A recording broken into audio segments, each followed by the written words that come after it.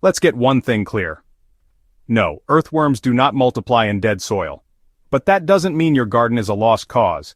In fact, the absence of earthworms is often the clearest sign your soil needs urgent attention. Earthworms are nature's indicator species. When they're present and thriving, your soil is alive. When they're gone, it's time to start rebuilding. The truth is, dead soil doesn't offer what worms need to survive, let alone reproduce. They feed on organic matter. They require moisture. They move through soft, aerated channels and depend on a living soil food web of microbes and fungi. In compacted, dry, or sterile ground, earthworms can't dig, feed, or breed. But here's where it gets exciting. Dead soil can be revived. And when you create the right conditions, earthworms will return on their own, and multiply fast. So how do you turn lifeless soil into a worm paradise? Here's exactly how to do it, step by step. Before you fix your soil, you need to know what's missing. Earthworms thrive in environments with moisture, organic matter, and microbial life. Dead soil usually lacks all three.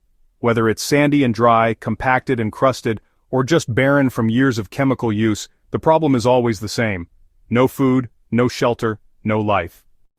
Organic matter is their primary food source, things like decaying leaves, compost vegetable scraps, and manure. Without it, they can't eat, digest, or leave behind castings, which are the gold standard of natural fertilizer. Moisture is next. Earthworms breathe through their skin and can only do so in damp environments. Dry soils cause them to go dormant or flee, and then there's structure. Loose aerated soil allows them to tunnel and create their complex underground homes. In dead, compacted soil, they're physically unable to move or survive. But when you start reintroducing these missing pieces, the worms find their way back. Let's look at how to rebuild from the ground up. Dead soil often behaves like concrete. It's dry, resistant to water, and hard to break apart. The first job is to reintroduce moisture, not just on the surface, but down where the roots and worms would live. Go ahead and soak the soil deeply, then cover it with a thick layer of mulch like straw leaves or wood chips. This really starts to soften up that tough crust and lets water sink down deeper where it's needed. And hey, if you notice water just running right off the surface, just poke some holes into the ground with a garden fork or an auger to help it soak in. Keep this up for, about a week or two, making sure to water regularly and leave the mulch in place.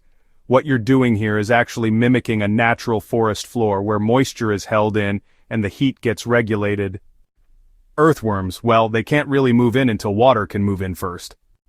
Once the soil is moist and softening, it's time to add food, not for the worms directly, but for the microbes that support them. Healthy soil starts with microbial activity. Compost is your best tool here. Spread a layer of finished compost over the soil, or better yet, dig shallow trenches and bury kitchen scraps like banana peels, coffee grounds, and vegetable waste.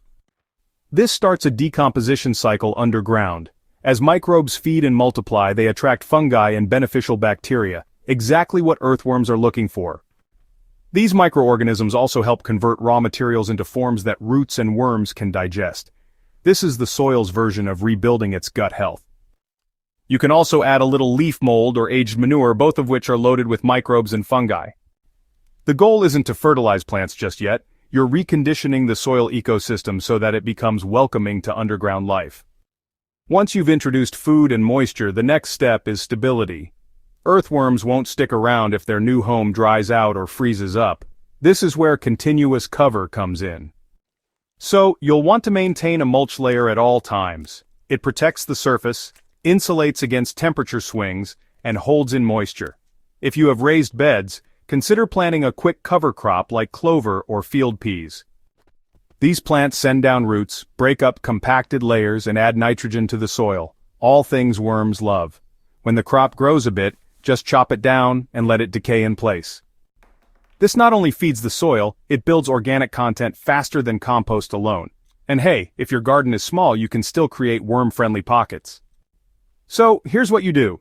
Use trench composting by burying your food scraps in different corners of your garden bed. Just rotate the spot every week and, make sure to keep the area nice and moist. Earthworms will, find these zones and start to populate the areas around them. At this point, you might notice some small worms making their way back. They might show up under the mulch after a good rain or right near your compost trench. Don't rush the process. Earthworms are honestly so good at sensing when the soil conditions are just right. Once they detect moisture, food, and structure, they move in. And once they settle, they begin to multiply. Earthworms are hermaphrodites and can reproduce rapidly under the right conditions. They lay cocoons that hatch into baby worms, and within weeks, your population starts to expand. Their movement further loosens the soil, their castings enrich it. Their tunnels carry oxygen and water deeper into the root zone. You've gone from dead to living soil without a single synthetic input. Don't till. It might seem like the fastest way to loosen hard soil, but it disrupts fungal networks and kills beneficial organisms. Always work from above the soil with layers and moisture, not with machines. Don't use chemical fertilizers or pesticides during this process. These products can harm microbial life and send worms packing. Finally, be patient. Earthworm recovery is a sign of deep systemic change in your garden. It takes time, but the results are long-lasting and low maintenance. Bringing earthworms back isn't just about more fertile soil, it's about creating a garden that runs itself.